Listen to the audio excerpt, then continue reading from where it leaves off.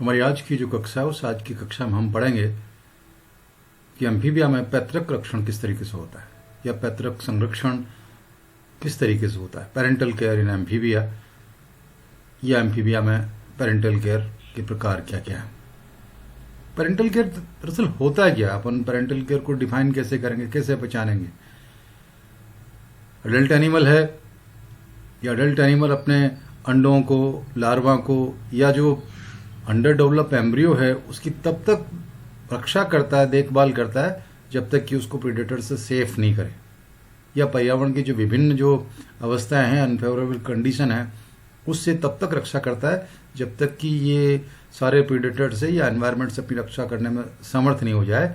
इस तरीके की जो अंडों की, लार्वाओं की या अंडर डेवलप एम्ब्रियो की जो केयर अडल्ट द्वारा की जाती है उसे हम पैतृक संरक्षण या पेरेंटल केयर कहते हैं। पहली चीज तो ये क्लियर होगी।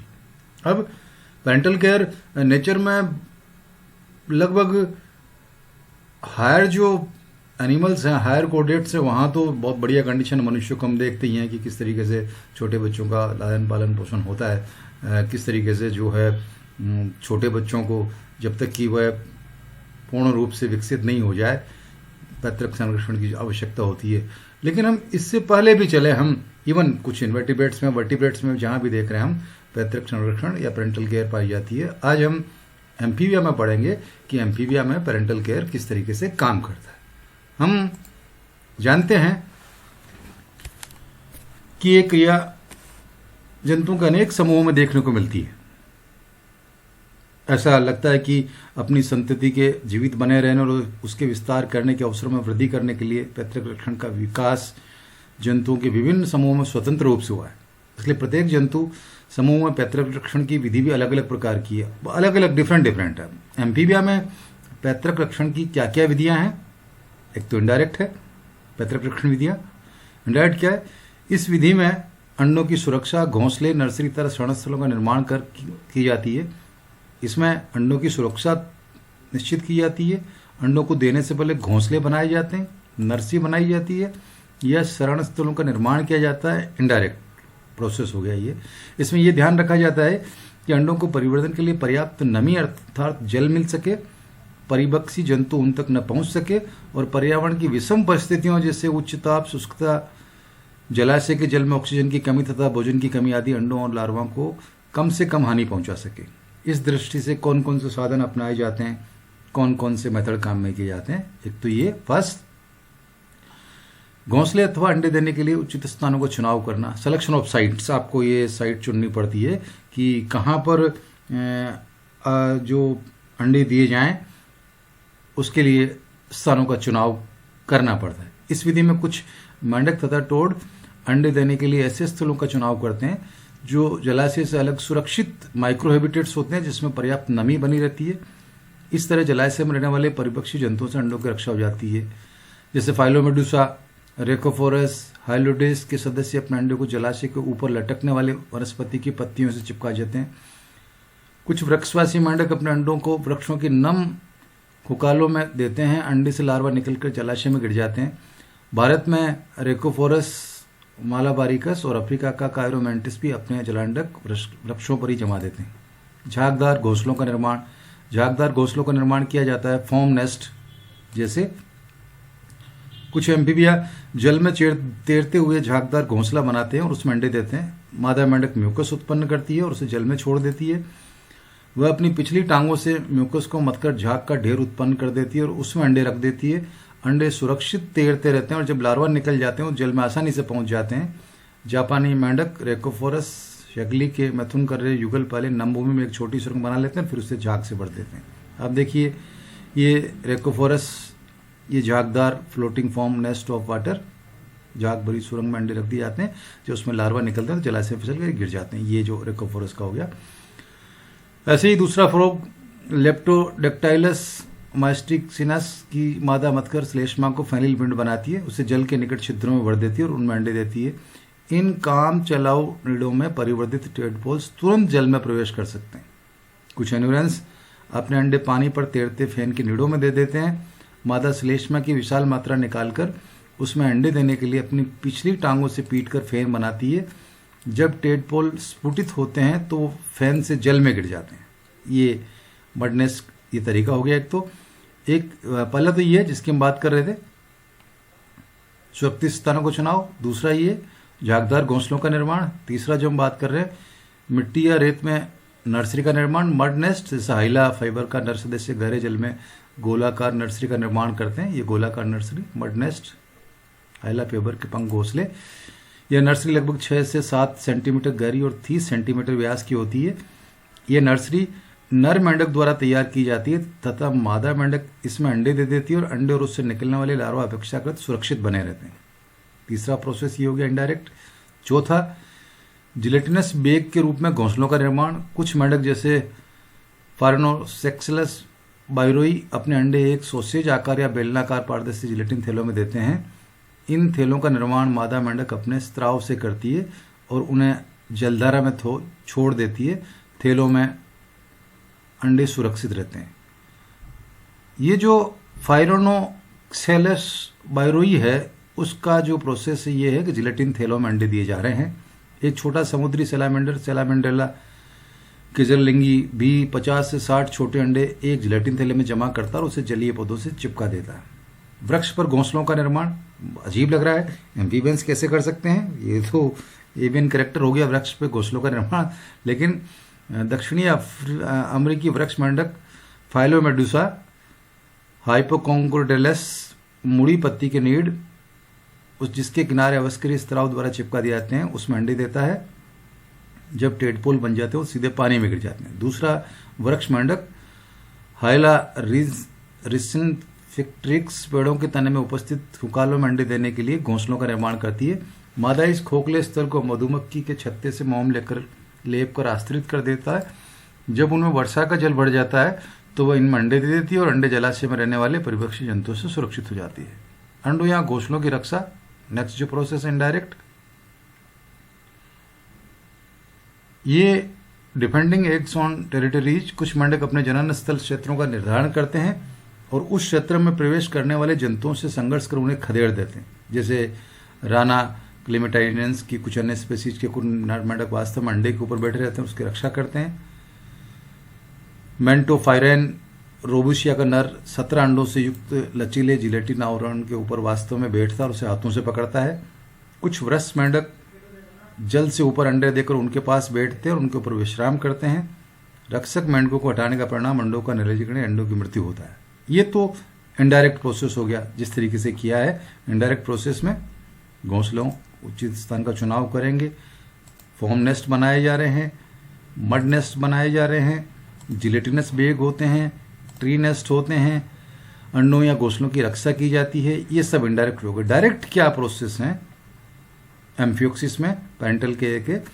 इस विधि में अंडों, शिशुओं, लार्वों की सुरक्षा स्वयं व्यस्त करते हैं। कैसे करते हैं?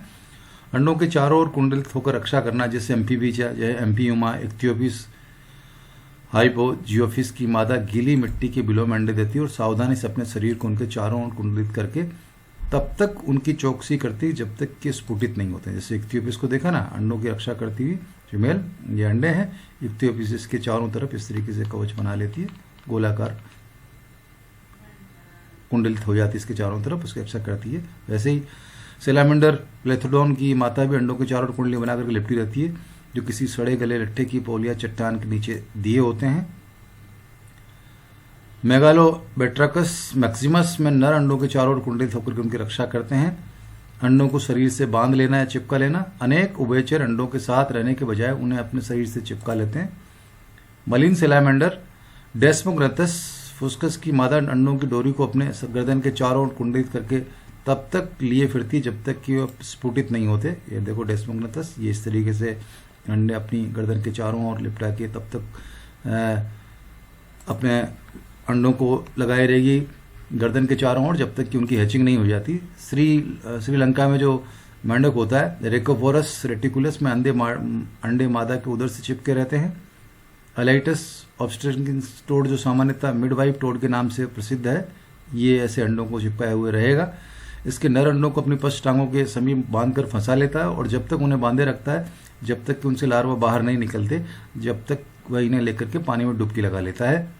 मेल अलाइटस इस तरीके से अंडों को रखेगा। ब्रूड पाउच के रूप में विभिन्न अंगों का उपयोग। राइनोडर्मा डार्विनी मेंढक दक्षिणी अमेरिका का निवासी है। इसका नर मेंढक कम से कम 2 निषेचित अंडे अपने वोकल सेक में रख लेता है, जहां उनका पूर्ण परिवर्तन होकर के शिशु मेंढक फ्रॉगलेट से बाहर निकलते हैं।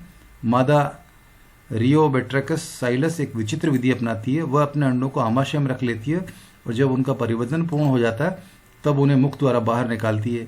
यह गैस्ट्रिक इंक्यूबेशन का अच्छा उदाहरण है, यानी पेट में है और मुख से बाहर निकाल लें, गैस्ट्रिक इंक्यूबेशन वहां हो रहा है। पश्चिमी अफ्रीका का, साउथ अफ्रीका में जो मेंढक होता है हालामेबेटस ब्रेविसेप्स की मादा अंडों को अपनी मुख गुहा में रख लेती है, जबकि आर्थ्योलेप्टिस में नर प्राणी डिंबकों को अपने मुख में रख लेता है। वयस्क मेंढक की पीठ पर पाउच का निर्माण।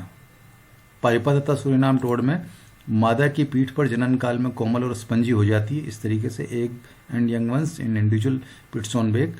मैथुन के पश्चात नर टोड अंडों को मादा की पीठ पर दबाता है और अंडे अलग अलग कोष्ठों में मादा की पीठ पर धस जाते हैं। इस तरीके से पीठ में कोष्ठों पर त्वचा का ढक्कन बन जाता है। अंडों को पूर्ण परिवर्तन इन्हीं कोष्ठों में होता है। शिशु टोड कायांतरण के पश्चात या मेटामॉर्फोसिस के पश्चात मादा की पीठ से बाहर निकल आते हैं। ब्राजील के वृक्ष बेक हाइला कोलिडी या क्रिप्टोबेट्रकस इवांसी में मादा की पीठ का पश्च भाग एक प्रकार की प्रारंभिक भ्रूणदानी बनाता है जिसमें अंडे खुले रहते हैं। नोटोट्रेमा और गैस्ट्रोथिका में अंडे त्वचा से ढकी एक एकल बड़ी भ्रूणदानी में खुलती है। ये जिस तरीके से खुल रही है, skin flap, cut open, eggs, posterior opening of brood pouch. ठीक इसी प्रकार का अनुकूलन पूर्णतः जलीय सूरीनाम बेक में भी पाया जाता है। प्रत्यक्ष परिवर्तन हाइला नेबुलोसा में परिवर्तन अंडे में ही पूर्ण हो जाता है और लार्वावस्था नहीं पाई जाती है। अंडों से परिवर्तित शिशु मेंढक बाहर निकलते हैं। इस तरह लार्वा काल के समय में होने वाली मृत्युता से रक्षा प्राप्त होती है। लार्वा में अब डेथ नहीं हो सकती क्योंकि वहां परिवर्तन अंडे में ही पूर्ण हो जाता है, कोई लार्वल स्टेज नहीं है। बाहर निकलेगा तो शिशु मेंढक बाहर निकलता है। लार्वा अवस्था में जो मृत्यु होने की संभावना है वो यहाँ काफी कम हो गई है। लार्वा का जलाशय में स्थानांतरण।